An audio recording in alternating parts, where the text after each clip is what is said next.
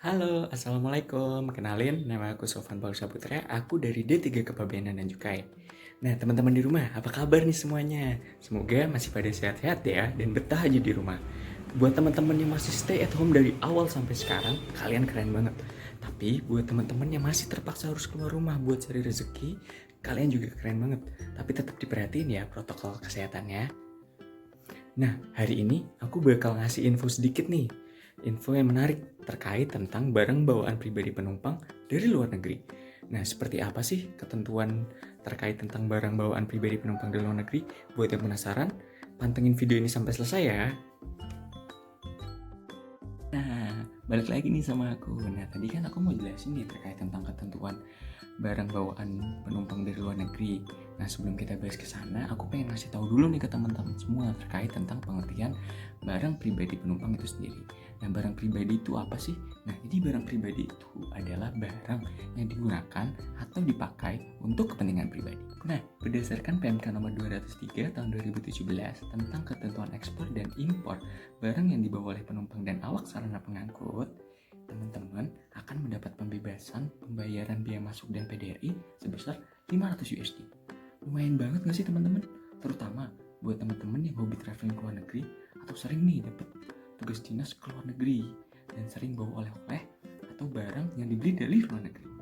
Sering banget nih ada pertanyaan kayak gini, Kak, kalau misalkan aku habis jalan-jalan ke luar negeri nih, terus aku bawa sepatu harganya 300 USD. Nah, ketika sampai di Indonesia, apakah aku harus bayar biaya masuk dan pajak dalam rangka impornya ya? Nah, kalau seperti itu kejadiannya, jawabannya tidak perlu teman-teman. Jadi, atas barang yang teman-teman bawa tersebut itu tidak dikenakan biaya masuk dan pajak dalam rangka impor karena masih dalam batas pembebasan. Nah, ada juga nih kejadian lain yang sering banget ditanyain, kayak misalkan kayak gini, Kak, aku kan kemarin habis jalan-jalan nih di luar negeri. Nah, terus aku beli iPhone dengan nilai 800 USD. Nah, apakah ketika aku kembali ke Indonesia aku harus bayar biaya masuk dan pajak dalam rangka impor ya? Jawabannya betul teman-teman. Karena iPhone yang teman-teman beli itu nilainya telah melebihi batas pembebasan yang telah ditentukan. Jadi terhadap selisih 300 USD antara barang yang teman-teman beli dengan pembebasan yang diberikan itu akan dikenakan biaya masuk dan pajak dalam rangka impor.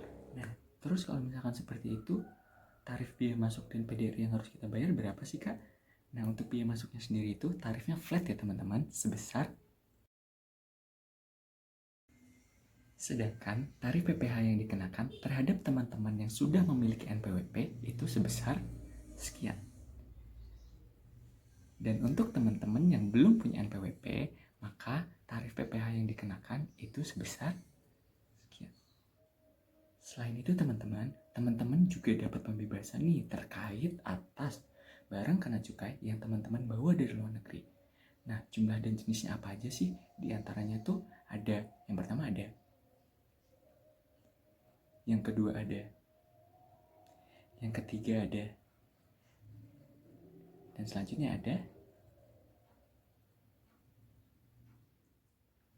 Nah, terus kalau misalkan kita bawa BKC yang melebihi ketentuan, itu gimana, Kak? Nah, buat teman-teman semua, atas kelebihan BKC yang teman-teman bawa, itu nantinya akan dimusnahkan oleh petugas biaya dan cukai. Dan teman-teman dapat menyaksikan proses pemusnahannya loh. Jadi, nggak perlu khawatir kalau misalkan kelebihan BKC yang teman-teman bawa ini akan dikonsumsi oleh petugas yang ada di lapangan. Karena atas kelebihannya akan dimusnahkan dan teman-teman dapat melihat proses pemusnahannya.